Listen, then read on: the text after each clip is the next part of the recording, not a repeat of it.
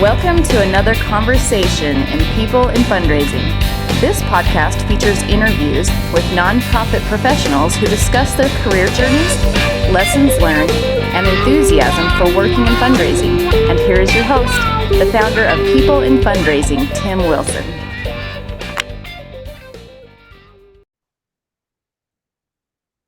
Hello, everyone. My name is Tim Wilson. I am the founder and host of the People in Fundraising Professional Conversations webcast. Today is Wednesday, November 9th, 2022. And I am really excited to welcome Trina Landlord to our program today. Trina, hello. Hello, and thanks for having me. My pleasure. So Trina and I actually don't know each other. We just spent about a half hour talking before we went recording.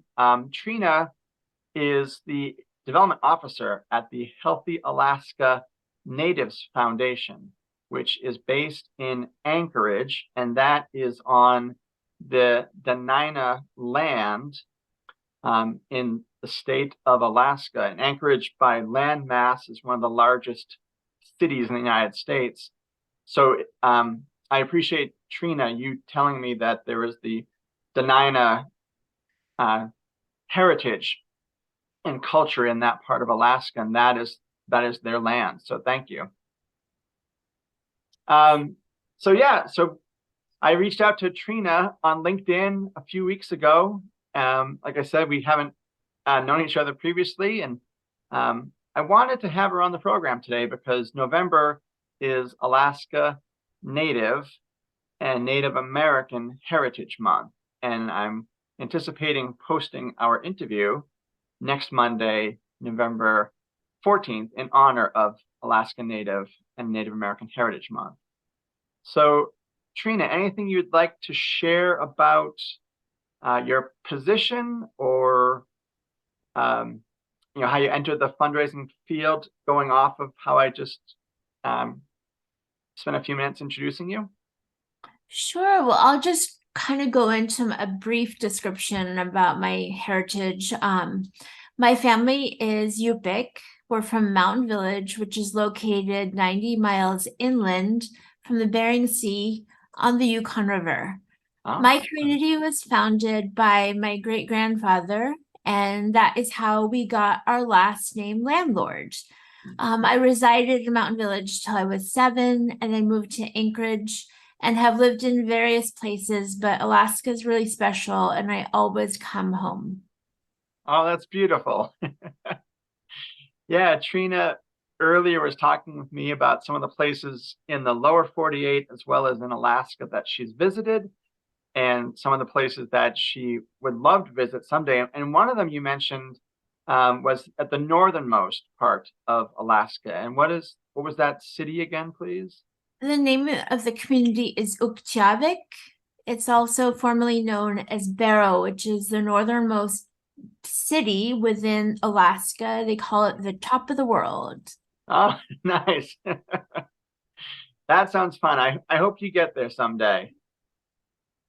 I was just there last week. Oh, you were? Oh, very good.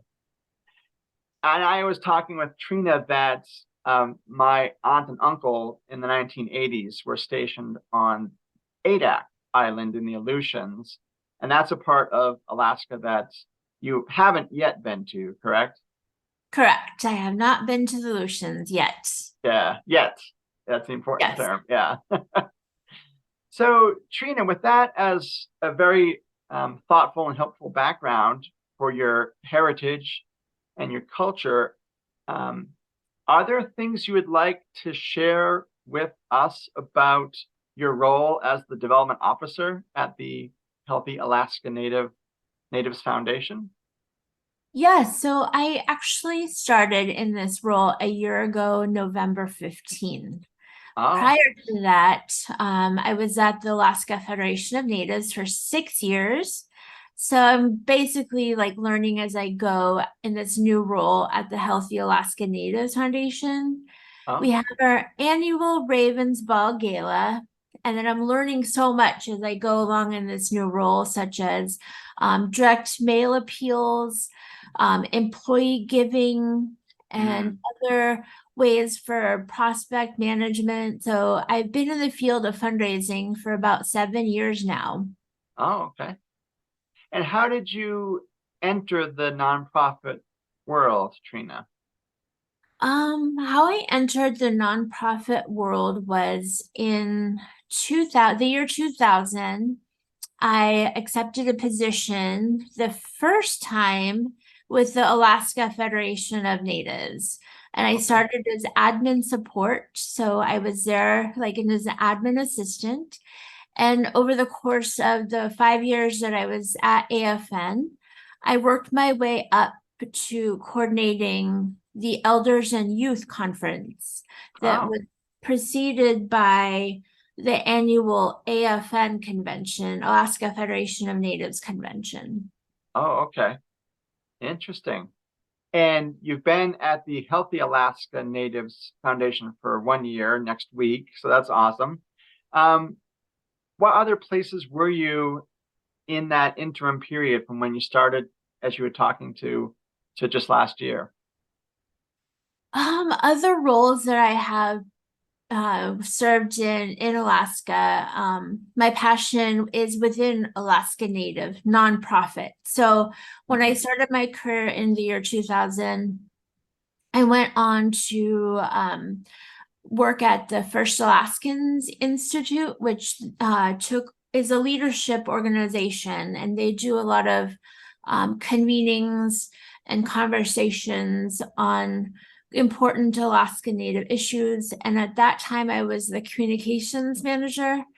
I worked my way into a fellowship at the United Nations at the Human Oh, Rights Office in Geneva, Switzerland. So I had a fellowship there for 6 months. oh, wow. Um, I have worked in the oil industry. As you know, Alaska is an oil-rich state. So I did a blip of time in the oil industry, but returned back to Alaska Native nonprofit Mm. when I served as the executive director of the Alaska Native Arts Foundation. Oh, And cool. following that, I found my way the third time back to the Alaska Federation of Natives. So I had been there in different roles with grant funded programs. So as you know, Mm. grant funds run out and then you move on to the next program or project. Sure. Yeah, yeah. So this is your third stint at the Help the Alaska Natives Foundation? No, I'm Oh, sorry. I was at the Alaska Federation of Natives. It's a oh, okay. Alaska Native advocacy nonprofit focused on advocating in Washington, D.C. and within the state capital, Juneau, on important Alaska Native issues. Oh, very, very interesting. Thank you for clarifying. And Trina, when I reached out to you a few weeks ago, again, total stranger, and I appreciated, you receiving my outreach well. And you had mentioned, I think in one of your responses, that there aren't very many Alaska Natives that work in Alaska for nonprofits there. So, as an Alaska Native person, are there experiences or common themes that you experience that you would like our listeners to know about you as a person and as a nonprofit professional? Sure. I guess I want to clarify Alaska Native Hmm. fundraisers within the state. So Alaska Native fundraisers are pretty few and far between working in this field.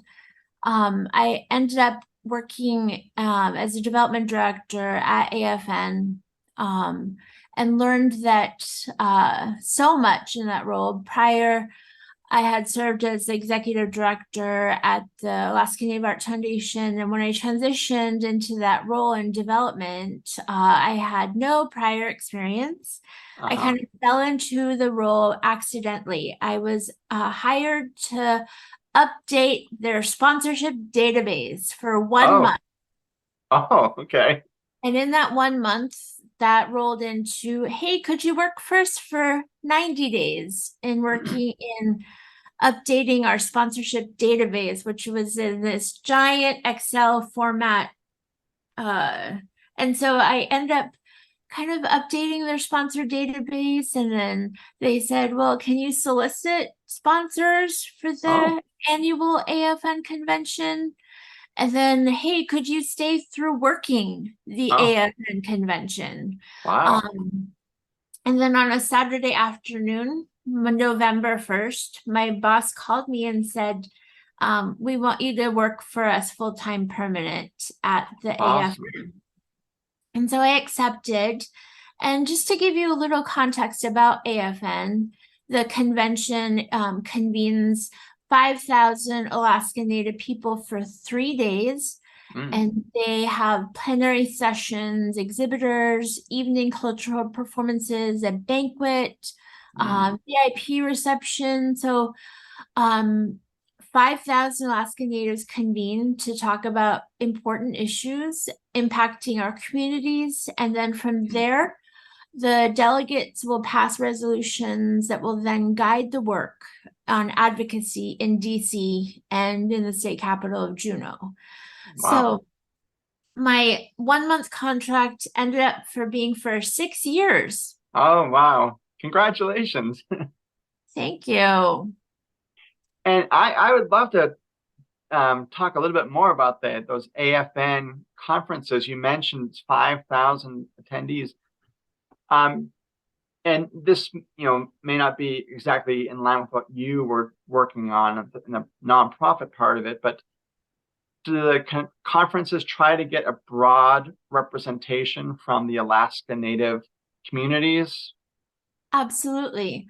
Alaska is comprised of 229 tribes.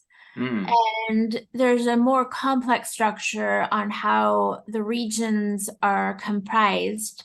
But with the 229 tribes, most of them are members of AFN, and delegates come in and they have voting power, they caucus, and they come up with regional resolutions.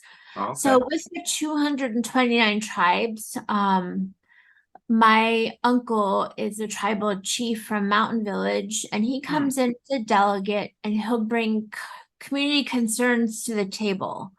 And with that, I think that what's most important about that is a voice is brought to the table, voices are heard, then they're enacted upon. So they go to a higher policy level so that people can advocate for their needs in each of the 229 tribes. And that's a lot of voting power. That's a lot of representation within the tribal system within the state of Alaska.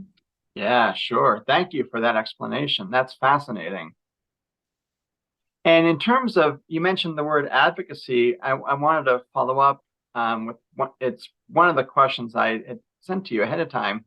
How do you see the Alaska Native fundamental piece of your identity being able to connect with other Alaska Natives and to advocate for their needs, and hear their concerns in a way that perhaps someone who is not an Alaska Native or not from the state may struggle to do? So it's really interesting. The word advocacy can mean so many different things.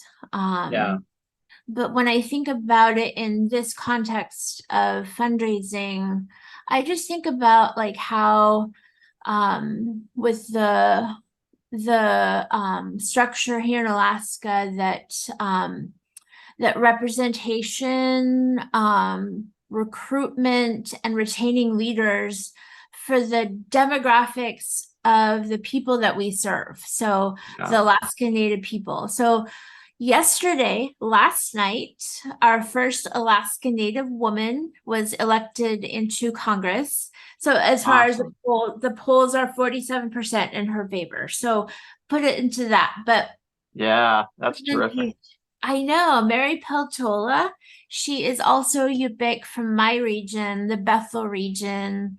And so she looks like me. She may not have that blonde stripe, but we come from the same area. I was born in Bethel, and we're so excited to have her represent us down in DC. That's Um, so but, get- important. but getting more to your point, I think that it's important for representation, but it's also more important, I think, to have this role of fundraising because it's like ways that people can engage with the Native community and that you can see the impact of their donor dollars. Yeah. And ultimately, what I've learned through my career in fundraising is that the answer is always no until you ask. And you can always ask for more. Mm-hmm.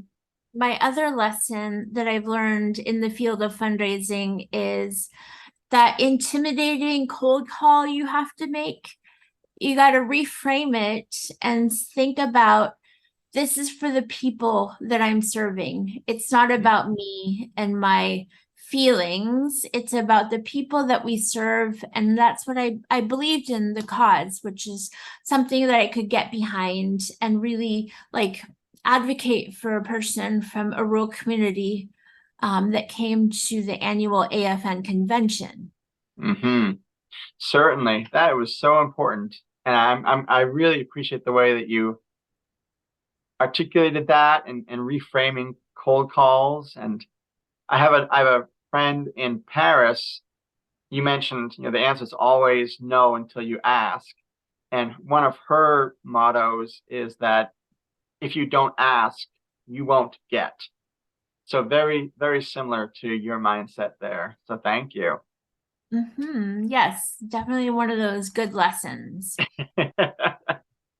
So let's talk a little bit, Trina. You're coming up on your 1 year anniversary at the Healthy Alaska Natives Foundation.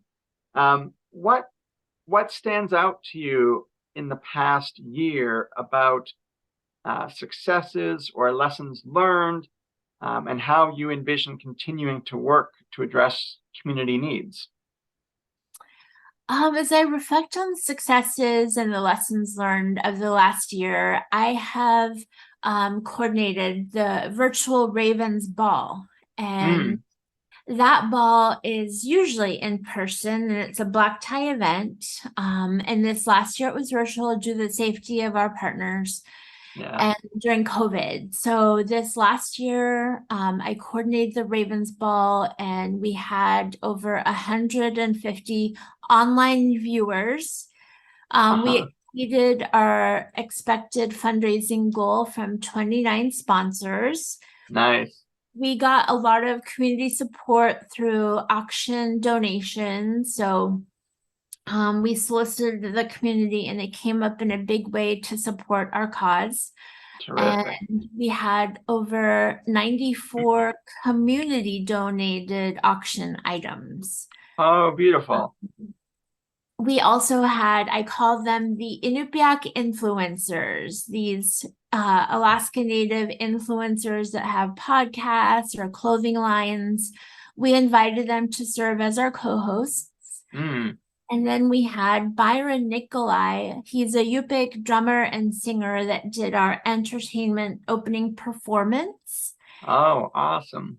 And then we featured 2 impact videos. So those were demonstrations of how community donors impact the tribal health system at the Healthy Alaska Natives Foundation. Moving on to your second point about lessons learned, I think my biggest lesson learned is writing. Like Oh. writing, I'm a creative writer in my personal life, my personal time. Mm-hmm. Published poet. I've written cover stories for magazines. But writing those direct mail appeal letters and employee giving letters is a whole different kind of talent. And so Sure. that's been a lesson learned in terms of like writing the the story to get people's attention, that urgency of like, we need your donor dollars now. Yeah. So that's been a huge lesson learned this last over that I've learned over the last year. Excellent. Well, the event sounds wonderful, and you mentioned you're a published poet as well in your personal life. So terrific. Thank you for sharing that. Trina, I wondered a few things just looking through the questions I sent to you ahead of time, and I sent quite a few. So I just wondered this particular question. Here I am in Utah in the lower 48, and I really appreciate the knowledge you shared with me generously about tribal names and the Dena'ina land and other important aspects of the place where you live and work. And I wondered, as someone down in the lower 48, and you're in Alaska, are there when it comes to health or community needs, are there lack of understanding, lack of awareness issues that people in the lower 48 may have about socioeconomic or cultural issues particular to the Alaska Native federations and the tribes? Yes, there's a lot of misconceptions that I've observed living, like when I lived in New York City or abroad. There's a misconception that all the people that reside in Alaska are Eskimos. And we're actually 5 different cultural groups within the state. And then breaking it down even further, there are 20 distinct languages. Oh, wow. So I want to just mention that a better term for addressing Eskimos is Inuit. So that means the real people from around the circumpolar Arctic. Oh, okay. Another misconception is most of the 229 tribes that I mentioned before live off the road system. So the only way that you can get out to these rural communities is by plane. And I think another one that's important to emphasize is we're a subsistence culture. So we subsist off the land, water by gathering, hunting, fishing. Another one that I'd like to address is like we're an oil-rich resource state. Sure. And we've had the oil profits for decades now, but there are still third world conditions within the state of Alaska. There are dozens of villages without water and sewer. They've never been equipped for those basic resources. And even when I was growing up in Mountain Village, we did not have running water or a sewer system. So there's so I know what it's like to live without, and I know what it's like to live with. Sure. Wow. And other ways, I think that there's a lot of discussion and emphasis that the Alaska tribal health system is a way of determining our future. So self-determination is very important to us. Where I work, we're going to be celebrating our 25th anniversary this coming December. Oh, terrific. And we are 3,000 employees strong. And we're the second largest health service to the people of Alaska in the nation's largest state. Oh my goodness.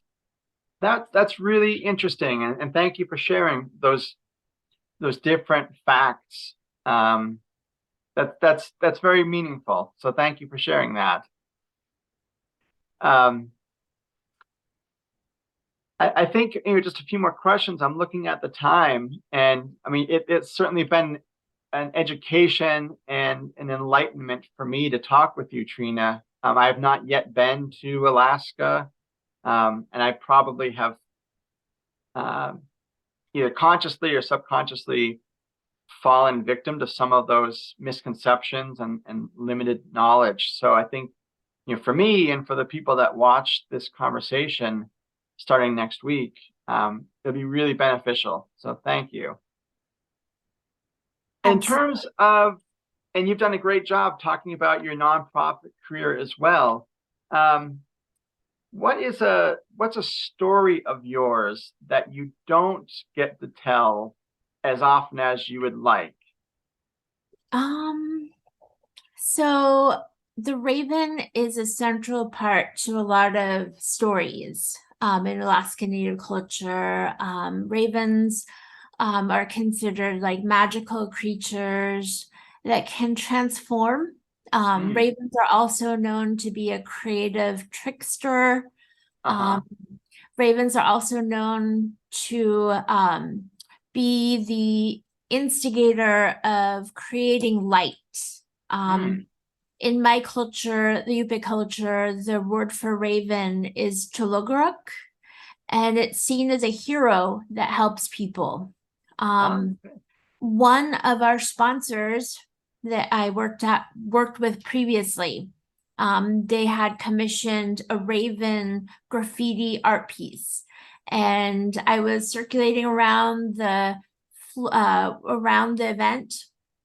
And they kept saying, like, I'm admiring that, I love it, but they were auctioning it off through a raffle. And so fast forward to Christmas, I was hosting a sponsor networking luncheon, and in walks the sponsor with a 36 by 24 print of this graffiti painted raven. And they had it framed for me and gifted it to me for the meaningful work that we had done together. Oh, that's beautiful. That is really great story. Thank you. Is that the print behind you on the wall?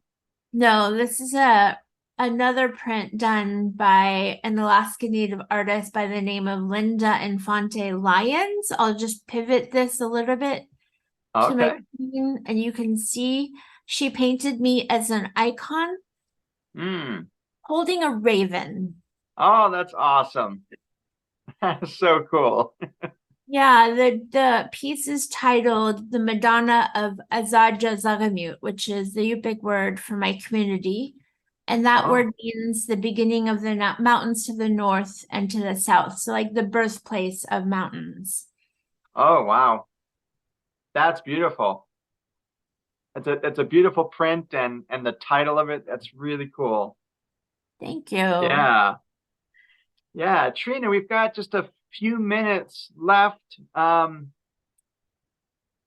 could ask one or two questions more if you have time, or if you're feeling like, it's now 1 o'clock in Alaska, 3 o'clock here in Salt Lake City. So I want to be mindful of your time. I can stay on a few minutes longer if you can, or. Yes, I'm available. Okay, excellent.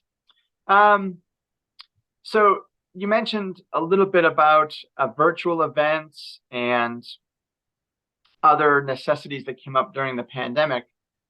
So as you think of your own career and now a year into your role at the Healthy Alaska Natives Foundation, how have your views of your career and the work you do been influenced by the pandemic, 2+ years on now? In the beginning, I think that the pandemic, like the hunkering down, the lockdowns, the uncertainty and the unknowns of the pandemic and COVID, staying home alone suited me in the beginning. Because I could just kind of build my own time schedule. But as the COVID progressed and the pandemic progressed, I definitely missed that human connection and building relationships with sponsors. A lot of the people in the nonprofit world pivoted to virtual. So Yeah. I would say that in the pandemic, switching from an in-person event to a virtual event, raising those donor dollars were a lot more challenging. Sure. And no matter what you do with like coordinating or hosting a sponsor, networking, virtual coffee, that human interaction is definitely a lot more, it's important. And so Yeah. I think another lesson that I've learned through my career in fundraising are like what I call my 3 R's: respect, relationships, and reciprocity. Mm. And those have been like my guiding lights through the pandemic. I think that in missing those in-person human connections, those 3 guiding principles have been very important, especially about reciprocity, because in my culture, it's described as in giving that you receive. So Hmm. um, that's one of our cultural values here in Alaska. That's beautiful. Yeah. So respect, relationships, and reciprocity. Correct. I love that guiding principle. That's dynamite. Yeah, it's been really helpful for me. Yeah. And is that a recent development, or is that something you've been intentionally creating, formulating over time? I think it's been a cultivation over the last 6 years. And Okay. then more recently in the 7th year in this fundraising field. Hmm. Um, I was asked to write something about fundraising, and those came to me like because the creative writing type of thing, ensuring Sure. that that was something that I reflected on and intentionally came up with. Oh, that's terrific. Thank you for sharing that with us. And Trina, just one last question, and I have to preface it with the quote. It's the last question on your sheet. Um, I recently read this book, Rising Strong by Brene Brown. Um, I've been aware of her, just haven't read any of her publications until recently.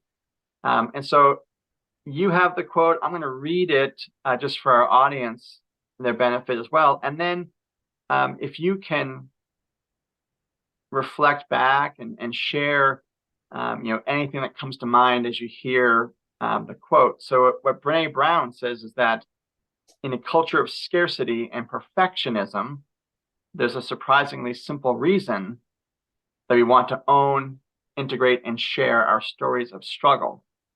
We do this because we feel the most alive when we're connecting with others and being brave with our stories. It's in our biology. And that's the end of the quote from Brene Brown. And I really like that because I think, that a lot of people personally, professionally, myself, struggle with perfectionism. They struggle with vulnerability. We hear a lot in the culture about vulnerability and being candid and accepting people um, for being vulnerable and making space for them to let down their guard and share what's really meaningful and weighing on them. What are their struggles? So as you read that quote, perhaps ahead of time or just now, um, are there stories from your life about, and you mentioned earlier about relationships, but particular stories about connection and vulnerability that come to your mind that you would like to share? Absolutely. So 2 things come to mind. The first being that in my personal life, in terms of like experiencing those darkest moments, make me appreciate the light moments as more, or importantly, like that's just something that I have experienced, is in Mhm. knowing darkness, appreciating the light. Yeah. And um, I think the other thing that comes to mind is a prospect or the potential of burnout in this field. I read Mm, one time that a development director will stay in a role anywhere from like 12 to 18 months. And so what I've learned in my career, is that it's like finding that balance. yeah. I have the perfectionism thing. I have like anyway, I could go on and on about that, but I think it's finding that work-life balance. In December 2020, during the pandemic, after months of hunkering down and being on lockdown, I kind of looked within for that reframe. And Yeah. reframe came to me in the sense of like taking better care of myself. Hmm. And so what that looked like for me was, I started to meditate, and I Uh-huh. have continued that practice ever since. So it's a daily practice. Wonderful. It keeps me grounded. It gives me a foundation. It gives me the opportunity to be more responsive and less reactive. Mm, that's really wonderfully put. And I appreciate what you share with us about perfectionism and the benefit of meditating, and that you've stuck to it. You found it that's been very helpful for you. Um, I think, I don't know exactly what the statistics are, but I think it takes, 2 weeks to 4 weeks for a new habit to really form in a human, for, good and bad. Um, and that's something that I'm glad for you that meditation has been really helpful. Yes, thank you. Yeah. Well, Trina, any last thoughts? Anything you were hoping to share before we sign off and let you get back to your professional day? Just wanted to express my gratitude and thanks to you for reaching out and considering me for this interview. It's been an honor. Well, thank you. I really appreciate that sentiment, Trina. And I appreciate, again, you even reading my email. um, we don't know each other. And I remember you said, how did you even find me on LinkedIn? Um, and I'm not exactly sure how, because I've been keeping a list of guests, or prospective guests, when I started this venture almost a year ago.